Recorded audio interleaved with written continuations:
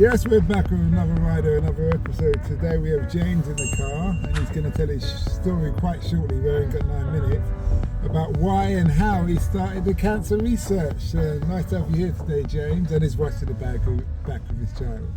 Yeah. Go on, James, over to you. All right, thanks for picking us up. It's a nice ride, I should say. Speed bumps ahead.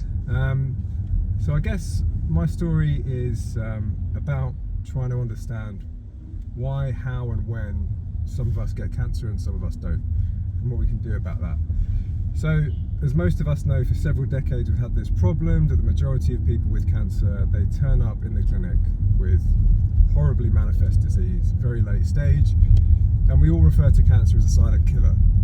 So we're wondering how we can change that, how we can see people in the clinic far earlier in the disease process when we can actually do something about it. So trying to avoid these toxic, burdensome and ultimately quite ineffective treatments like chemotherapy, and getting people at a much earlier stage where we can offer them curative treatments such as surgery. So if you imagine someone that's a smoker, they know they're at risk of lung cancer. What can we do to get that person to engage in the clinic, get them into the clinical pathway far earlier, so we can do something about an early stage disease which is potentially curable, as opposed to have them progress to a point where there's very little that we could do.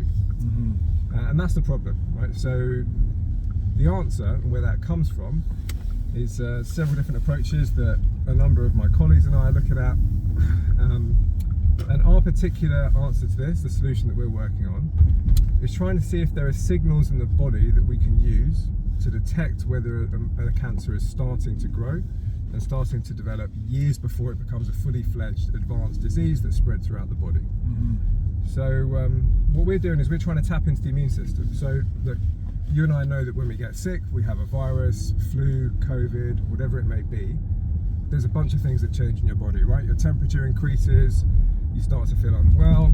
We know that if you take a blood test at your doctor's, they're invariably going to be able to tell you that you have signs of an ongoing infection. So the question is, when your body first starts to see cancer very early on, in these early stages when we can actually do something about the disease, do we see similar signals that appear in the blood or throughout the body that change, that suggest that the body is now engaged in a new fight against something quite insidious and something potentially fatal, such as a chronic infection, or in this case, cancer? So what we're trying to do is take a look at the blood sample, try and see if there are changes in your immune system, these warriors, these killers in your body that should be able to seek and destroy a tumour, and try and see if they're starting to engage in a battle against a small pre-cancer before it becomes cancer. And what that would do is that would give us a very early warning sign to be able to detect individuals that have pre-cancerous lesions somewhere in their body very early on. Speed bumps ahead. And that would enable us to then scan those individuals, put them through various CT screens, for example, in lung cancer, or bronchoscopy, where we go down with the bronchoscope, find out if you have these lesions, and then we can hopefully do something about it earlier on. How far are you away from the Eureka moment? That's a very good question.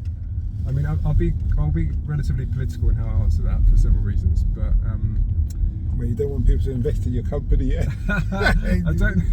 So when the company is ready, if and when there is a company around this stuff, and there are several people that are trying to start biotechs and engaging with pharmaceutical companies, we are having some conversations with a few of those parties at the moment. But it's a little bit early for us to give a time frame on a Eureka moment. What I would say is that in research these days, there's less and less of a Eureka moment, because what we do is very gradual. So if you've done your experiments correctly, you should be anticipating or hypothesizing on what your next result should be, building on your previous data set. So it's more a progressive incremental learning curve than it is necessarily a big bang Eureka moment. That said, just this last couple of weeks, we found something which we think could be our key moment to discover a game changer in terms of detecting this disease, but also stopping pre-cancer from becoming cancer. And that's what we want, right? We don't want people turning up with disease that's spread that we can't do much about. We want to stop the disease and prevent it from happening in the first place. Couple of questions. Yeah. One, what's the name of your company? Your charity? I don't have one. I do work at a large academic institute. I can't give the name for Okay, alright. one or two So you're reasons. like a mad scientist in the Yeah, basement. Okay, yeah, fair that's enough. it, let's say that. I mean, I've got a team of there's 17 kids that I shouldn't say kids, 17 students and postdocs in my laboratory that are Dedicated. that are far more intelligent than I am. That are incredibly dedicated. That are working around the clock. Okay. And they're currently covering for me whilst I'm on paternity leave. Is it true that Speed we bumps get ahead. cancer because of the food we eat? Because a lot of people say it's that food, they're messing up our food. If you're in Africa or Asia or whatever, the food's natural, there's no genetically modified or whatever they do to it. Would you agree with that? Or What have I you would say, found what I that? would say is, okay, so let's say first of all, take a step back and ask a question: does diet have any impact on cancer risk? And the answer to that, in terms of epidemiological studies, where we look at what people eat and their proportion of the population that get cancer, is invariably yes. And what I would say is that less so, especially less so genetically engineered or genetically modified food, there's not a clear signal there that suggests that genetically modified food is inducing increased cancer risk or prevalence. What we certainly have a signal for that's unequivocal is obesity and cancer.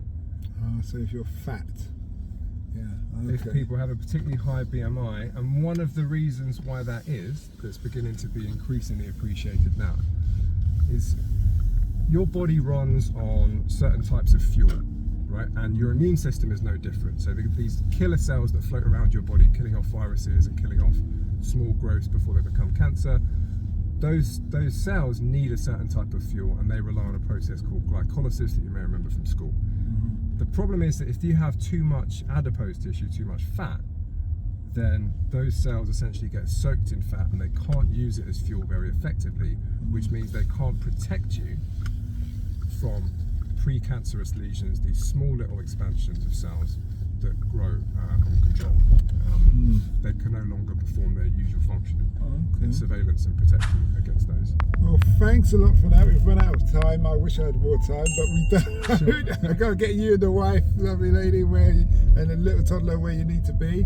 But the moral of that is lose weight, get out of the gym. This is what I'm always talking about, yeah? Thanks a lot, James. Amen. Thanks a lot, the wife. Thanks so much. Thanks for having me. Cheers, mate.